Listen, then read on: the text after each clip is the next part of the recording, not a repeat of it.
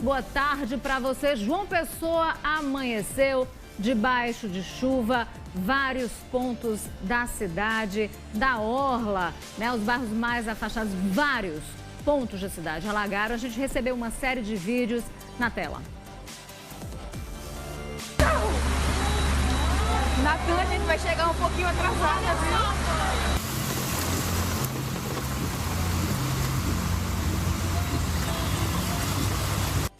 Olha a situação daqui, mano. Olha aquele outro lá.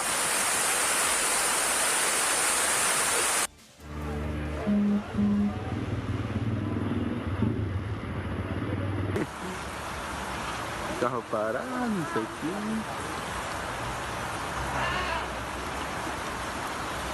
Só tem assim, pô.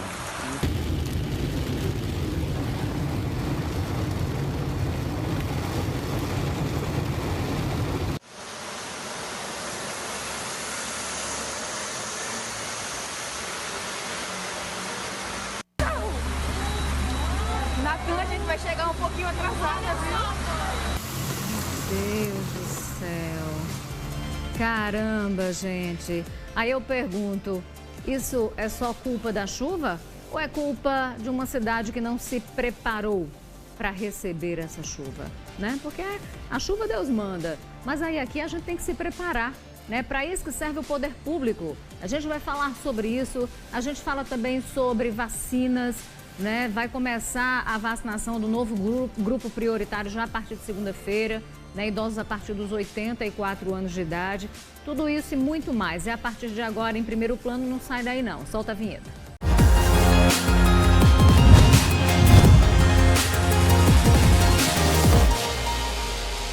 Entra ano, sai ano, a gente dá de cara com os mesmos problemas, né? Sempre que chove, João Pessoa fica debaixo d'água. E em 4 horas de chuva, gente, 4, choveu mais que o esperado para todo o mês, de acordo com os meteorologistas, né? O resultado é confusão, como a gente viu aí na abertura do jornal, muita gente ilhada, gente perdendo o carro porque tentou passar, o carro ficou, não conseguiu. E aí, prejuízo também na certa. Vamos ver na reportagem da Juliana Teixeira. A chuva forte começou pela manhã e surpreendeu quem saía de casa para o trabalho. Muita gente precisou fazer manobras para conseguir transitar. Pontos de alagamentos foram registrados em vários locais da cidade. Nos bancários, motoristas tiveram que se arriscar para passar em pontos como este, na Avenida Sérgio Guerra. Carro parado, não sei o que.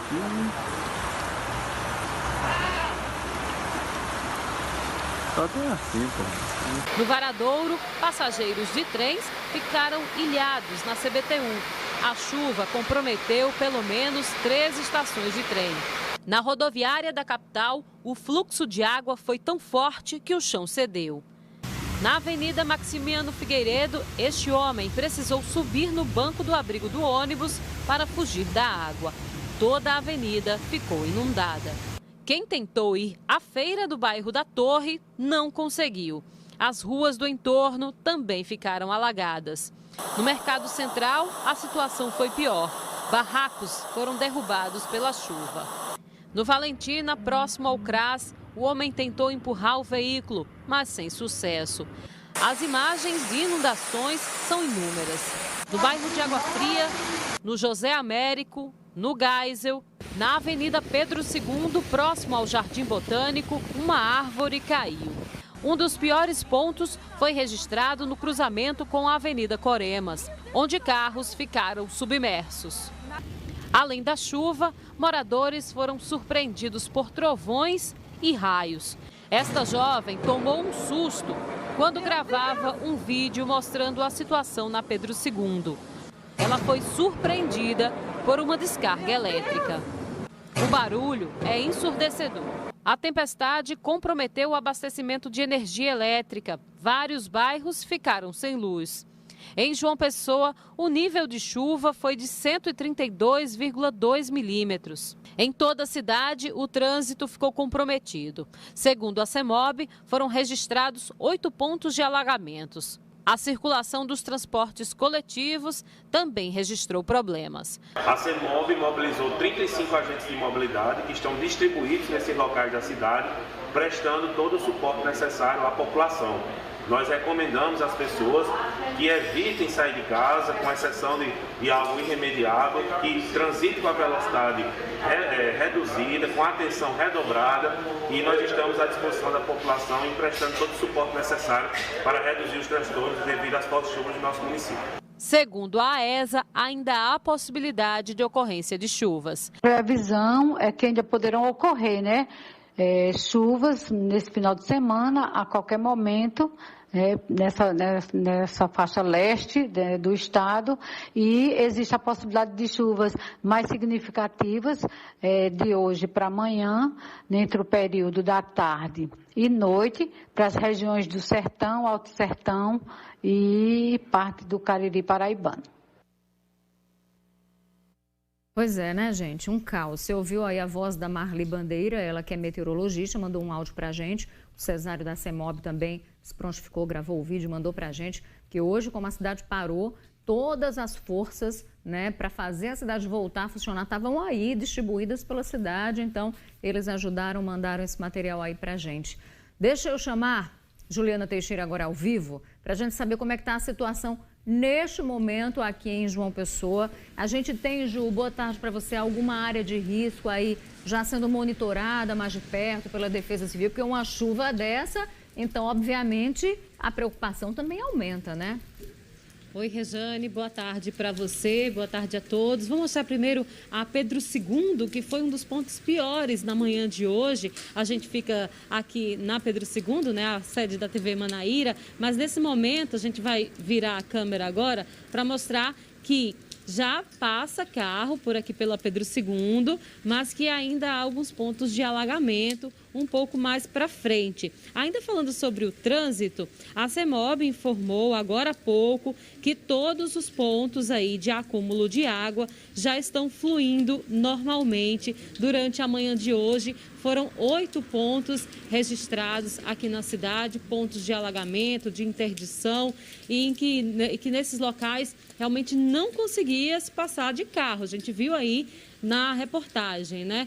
Tudo alagado. Só que agora o problema passa a ser nos semáforos, Rejane. Existem vários cruzamentos em que os semáforos estão desligados.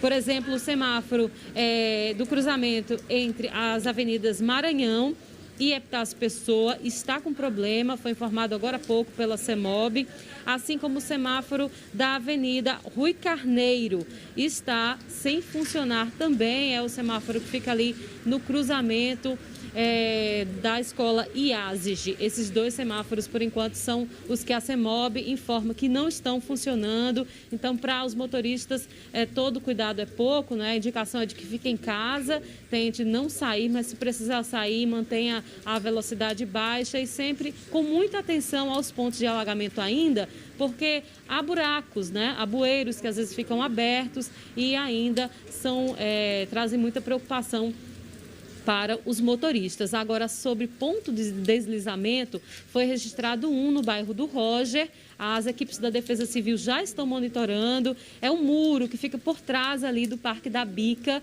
Esse muro caiu, não aguentou a força da água, mas até o momento é o único ponto que a Prefeitura Municipal de João Pessoa informa como ponto de deslizamento aqui na capital, e a Defesa Civil está monitorando e monitora desde o início da manhã, já no início da ocorrência das chuvas, vários bairros aqui de João Pessoa, mas até o momento esse é o único local que foi registrado realmente um deslizamento com queda de muro. Rejane. E a gente tem aí a barreira do Cabo Branco, que inspira cuidado, né? Aquela parte da rua paralela à orla ali também no Cabo Branco, que volta e meia também apresenta deslizamento de terra.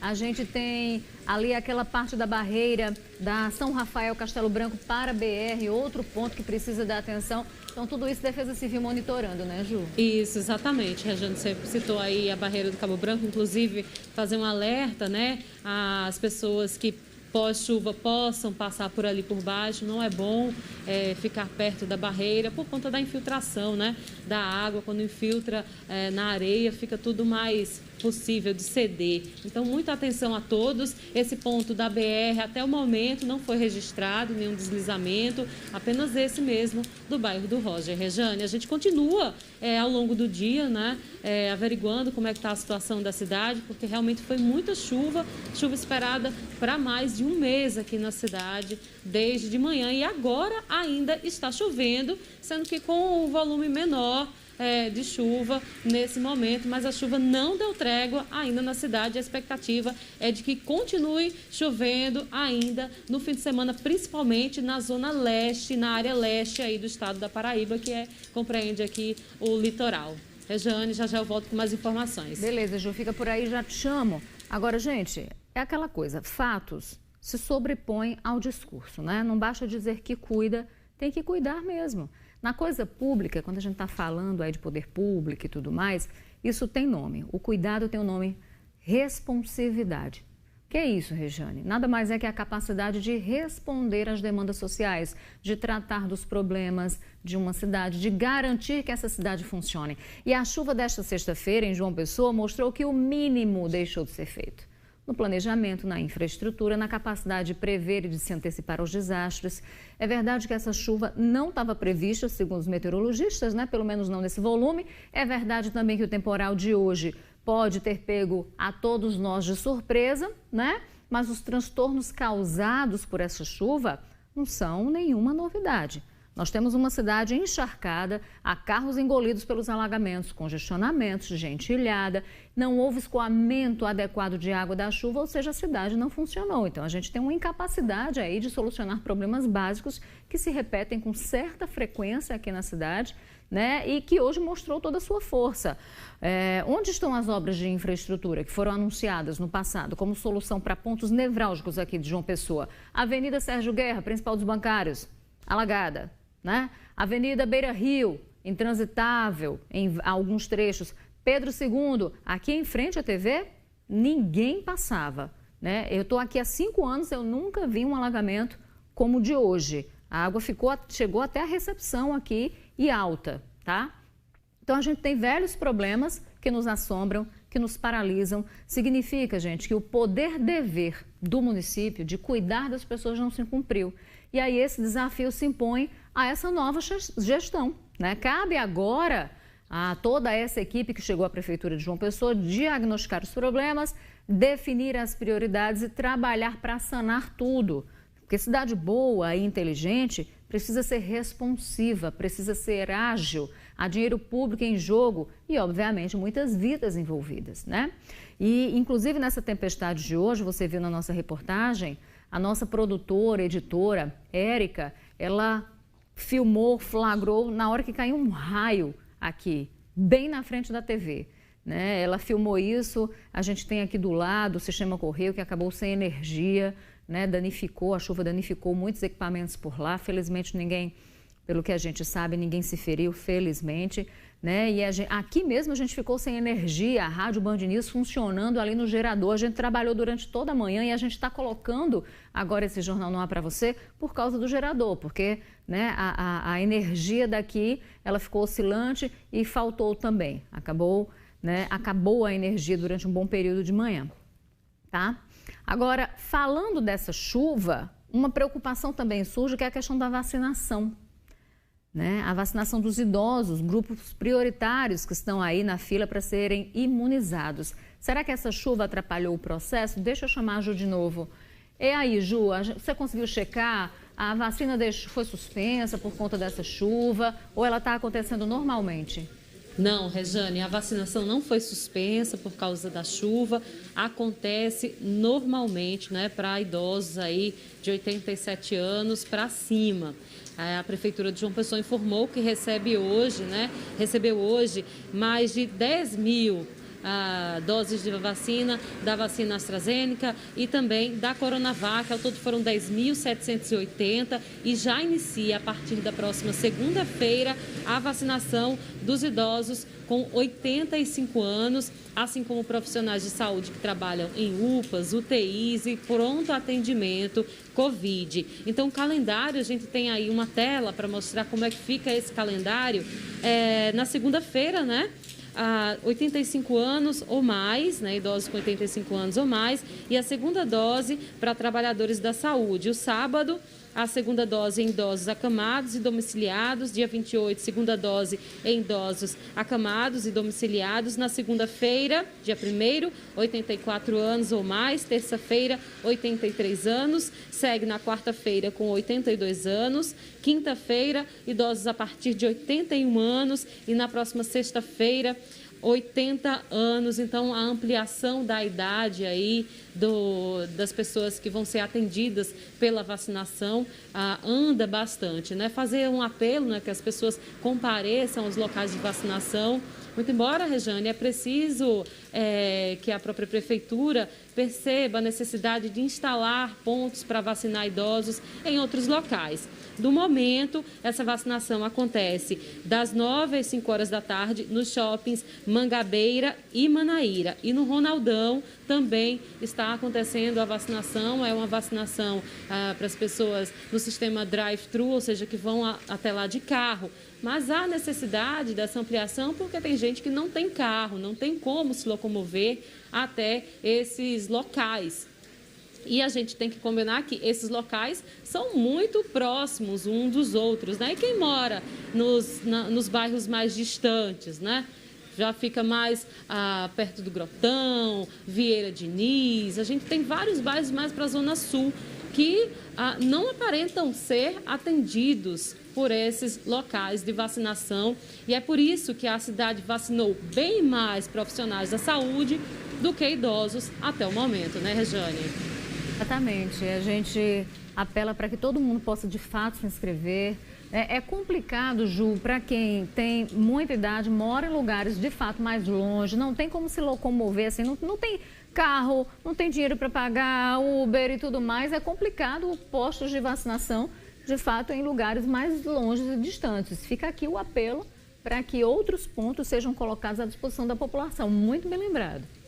Obrigada, Ju. Valeu, Rejane. Bom fim de semana. Igual. Vamos seguindo, então. Olha, para reforçar a equipe de profissionais de saúde dos hospitais públicos de João Pessoa, mais de 202 profissionais aprovados no processo seletivo simplificado estão sendo convocados pela Prefeitura, viu? A lista com os nomes dos aprovados na 8ª seleção foi divulgada na edição do Semanário Oficial, na quinta-feira, e no portal da Transparências. Gente, os profissionais convocados devem comparecer à sede da Secretaria de Saúde de João Pessoa agora neste fim de semana, sábado e domingo. Né? Eles devem se apresentar à Diretoria de Gestão do Trabalho, Trabalho e Educação na Saúde. Então, esse fim de semana, essas pessoas precisam se apresentar. É mais um reforço aí, porque a gente está vivendo um momento muito difícil. O Brasil já tem mais de 250 mil mortes por causa do coronavírus, né? Isso em um ano. Aliás, hoje faz um ano da primeira morte registrada, do primeiro caso de Covid, na verdade, registrado no Brasil, viu? Hoje. E aí o número de casos voltando a crescer, a gente tem repiques da pandemia no país inteiro. Vamos ver como é que está a situação nos principais estados do Nordeste agora, no nosso giro, na tela. Aqui na Bahia, a semana foi marcada pela alta na taxa de ocupação dos leitos de UTI. A média ficou acima dos 80%, sendo que em algumas cidades baianas, a taxa de ocupação foi máxima em hospitais públicos e privados. Por causa disso, o governador Rui Costa endureceu as medidas de restrição. As atividades não essenciais têm um fechamento escalonado e começou às 5 horas da tarde com as lojas de rua. Às 6 horas, foi a vez dos bares e restaurantes fecharem as portas. E, em seguida, às 8, os shoppings e centros comerciais.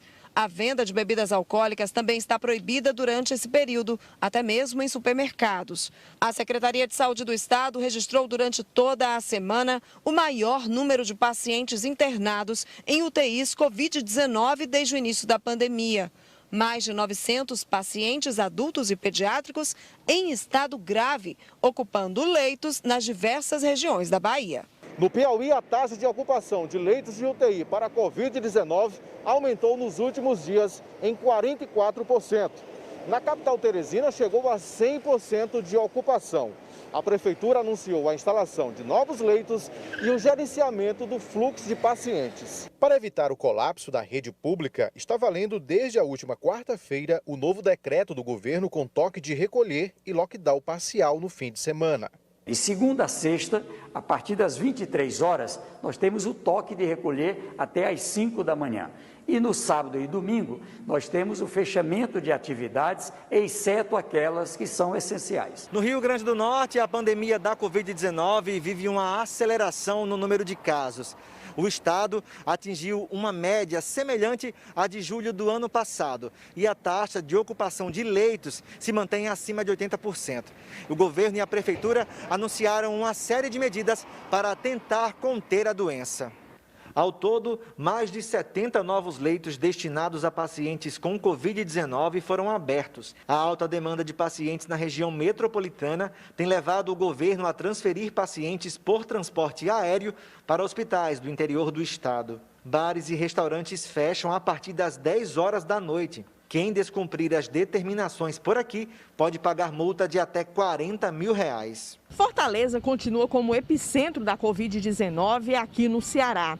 Os leitos de UTI da capital têm uma média de ocupação entre 90% e 100% nas redes pública e privada há mais de 10 dias. A nossa meta agora é chegar em março a 1.074, até o final de março, 1.074 leitos de UTI em todo o Ceará. Continuam as barreiras sanitárias e o toque de recolher, das 10 da noite às 5 horas da manhã. Depois disso, só os serviços essenciais podem funcionar.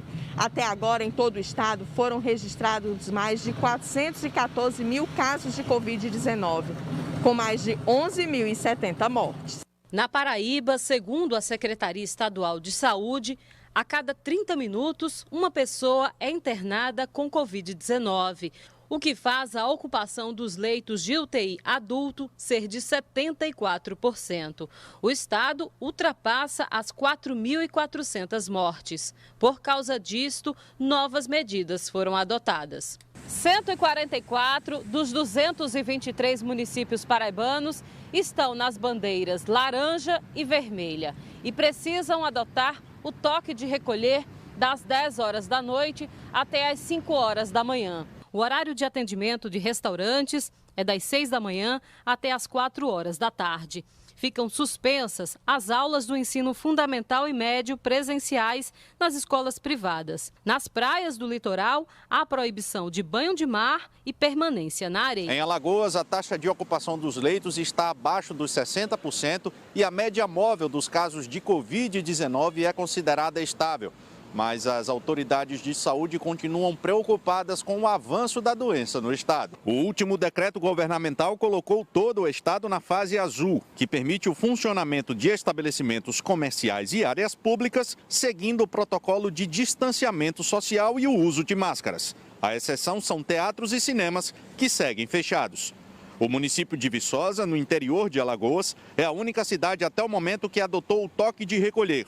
A medida foi tomada por causa da confirmação de um caso da nova variante do coronavírus na região. Tá aí o retrato aí da região.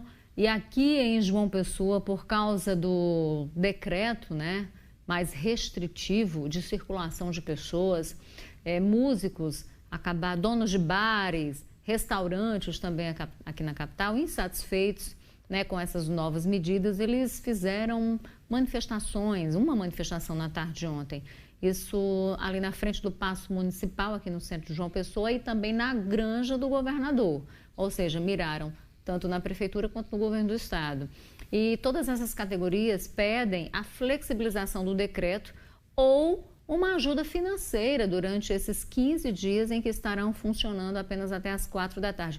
Especialmente para o pessoal do setor da cultura, para os músicos, artistas, né, que precisam de bares, restaurantes, enfim, de determinados estabelecimentos, né, que trabalham com isso também funcionando. E o decreto também proíbe música ao vivo, né, nos estabelecimentos. Por isso, essa insatisfação, essa reclamação. Vamos acompanhar. Músicos, donos de bares e pessoas ligadas à música estiveram reunidos na frente da granja do governador em protesto. Eles estão pedindo a flexibilização do decreto. Nós fizemos um grupo, surgiu essa ideia, e aí já tínhamos mais de 500 adeptos, músicos, donos de bares e restaurantes, garçons, cozinheiros, cantores igual a mim, que estamos protestando contra esse decreto que não nos deixa trabalhar.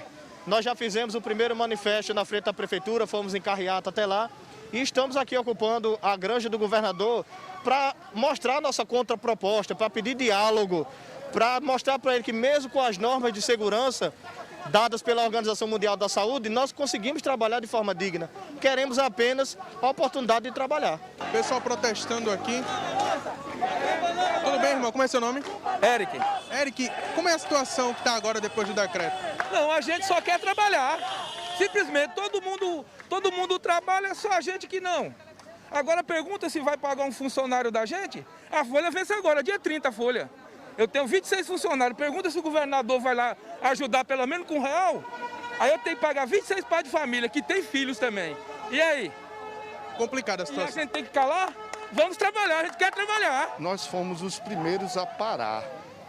E até agora a gente não se reergueu com toda a situação. A gente vem aqui pacificamente pedir ao governador que reveja esse decreto, porque a dificuldade está imensa para que a gente pague as contas, até para comer mesmo, está difícil. Então, é isso que a gente pede, só isso que a gente pede, encarecidamente, que nos ajude. Tem dono de bares, músicos, restaurante aí, passando grande dificuldade. Olha, a Paraíba registrou, antes disso, antes de eu trazer aqui os números atualizados da Covid, deixa eu trazer a nota da Funjop, né? A Fundação aqui de Cultura de João Pessoa. A Funjop informou que compreende, né, o protesto, né, compreende as manifestações desses profissionais de entretenimento, mas diz que é necessário cumprir o decreto, né, que visa o isolamento social e os cuidados sanitários para evitar o aumento da contaminação pela Covid-19. A Prefeitura está dando toda a atenção, de acordo com a Funjop, ao problema. Realizou ontem uma reunião com a Ordem dos Músicos para estabelecer medidas, né, após o decreto, né, medidas que vão regulamentar o retorno seguro das atividades de shows aqui na cidade. A gente entrou em contato com o governo do estado, mas até agora a gente não teve resposta. Bem, vamos então atualizar os números da Covid para você. A Paraíba registrou, nas últimas 24 horas, 1.594 novos casos da doença, 14 pessoas morreram, 11 delas de fato nas últimas 24 horas. A gente tem aí 217 mil pessoas, pouco mais que isso, né, de pessoas que contraíram a doença. 157.586 conseguiram se recuperar, 4.433 pessoas acabaram morrendo. Vamos à ocupação dos leitos agora, né? Ocupação total de leitos de UTI adulto em todo o estado, 74%. Na região metropolitana de João Pessoa, essa taxa de ocupação já está em 84%. Em Campina Grande, 56% dos leitos ocupados, no sertão do estado, 77%. No último boletim, o Centro Estadual de Regulação Hospitalar informou que foram internados em 24 horas 62 pacientes. Uma média de um paciente,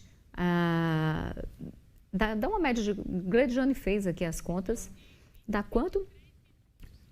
De 23 minutos, pronto, um paciente internado a cada 23 minutos nas contas, aí ela estava lá em cima fazendo as continhas, é um número alto e a gente precisa aí adotar medidas de fato mais rígidas para conter o avanço da doença. Intervalo, volto já.